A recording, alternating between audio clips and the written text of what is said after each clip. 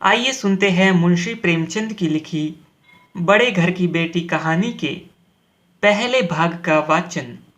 बेनी माधव सिंह गोरखपुरी गांव के जमींदार और नंबरदार थे। उनके पिता किसी समय बड़े धन धान्य संपन्न थे। गांव का पक्का तालाब और मंदिर, जिसकी अब मरम्मत भी मुश्किल थी, उन्हीं के कीर्ति स्तंभ थे। कहते हैं इस दरवाजे पर हाथी झूमता था। अब उसकी जगह एक बूढ़ी भैंस थी, जिसके शरीर में अस्थि पंजर के सिवा और कुछ शेष न रहा था। पर दूध शायद बहुत देती थी, क्योंकि एक न एक आदमी हांडी लिए उसके सिर पर सवार ही रहता था। बेनी माधव सिंह अपनी आधी से अधिक संपत्ति वकीलों को भेंट कर चुके थे। उनकी वर्तमान आय 1000 रुपये वार्षिक से अधिक न थी। ठाकुर साहब के दो बेटे थे। बड़े का नाम श्रीकंठ सिंह था। उसने बहुत दिनों के परिश्रम और उद्योग के बाद बीए की डिग्री प्राप्त की थी। अब एक सरकारी दफ्तर में नौकर था।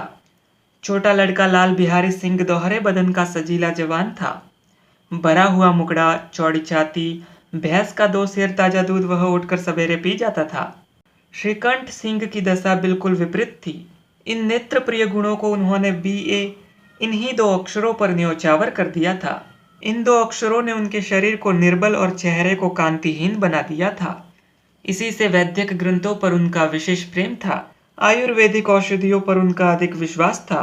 शाम सवेरे उनके कमरे में प्रायः खरल की सुरीली कर्ण मधुर ध्वनि सुनाई दिया करती थी। लाहौर और कलकत्ते के वैद्यों से बड़ी लिखा पड़ी रहती थी। श्रीकंठ इस अंग्रेजी डिग्री के अधिपति होने पर भी अंग्रेजी सामाजिक प्रथाओं के विशेष प्रेमी न थे, बल्कि वह बहुधा बड़े जोर से उनकी निंदा और तिरस्कार किया करते थे। इसी से गांव में उनका बड़ा सम्मान था। दशहरे के दिनों में वह बड़े उत्साह से रामलीला होते और स्वयं किसी पात्र का पाठ लेते थे। गोरखपुरी में रामलीला के वही जन्मदाता थे। प्राचीन हिंदू सभ्यता का गुणगान उनकी धार्मिकता का प्रधान अंग था। सम्मिलित कुटुंब के तो वह एकमात्र उपासक थे। आजकल स्त्रियों को कुटुंब में मिलजुल कर रहने की जो अरुचि होती है, उसे वह जाति और देश दोनों के लिए हानिकारक समझते थे।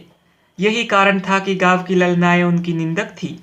कोई कोई तो उन्हें अपना शत्रु समझने में भी संकोच न करती थी। स्वयं उनकी पत्नी को ही इस विषय में उनसे विरोध था। यह इसलिए नहीं कि उसे अपने सास ससुर, देवर या जेठ आदि से घृणा थी, बल्कि उसका विचार था कि यदि बहुत कुछ सहने और तरह देने पर भी परिवार के साथ निर्वाह न हो सके, तो आए दिन की कलह से जीवन को नष्ट करने की अपेक्षा यही उत्तम है कि अपनी खिचड़ी अलग पकाई जाए। आनंदी एक बड़े उच्च कुल की लड़की थी। उसके बाप एक छोटी सी रियासत के ताल्लुकेदार थे। विशाल भवन, एक हाथी, 3 कुत्ते, बाज, बहरी शिकरे, झाड़ फनूस, आनरेरी मजिस्ट्रेट और ऋण, जो एक प्रतिष्ठित ताल्लुकेदार के भोग्य पदार्थ है, सभी यहाँ विद्यमान थे। नाम था भूप सिंह। बड़े उदारचित्त और प्रतिभाशाली पुरुष थे, पर दुर्भाग्य से लड़का एक भी न था।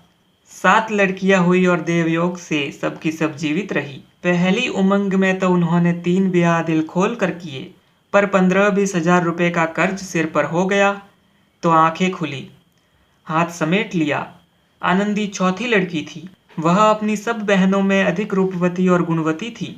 इससे ठाकुर भूप सिंह उसे बहुत प्यार करते थे। सुंदर संतान को कदाचित उसके माता पिता भी अधिक चाहते हैं। ठाकुर साहब बड़े धर्म संकट में थे कि इसका विवाह कहाँ करें।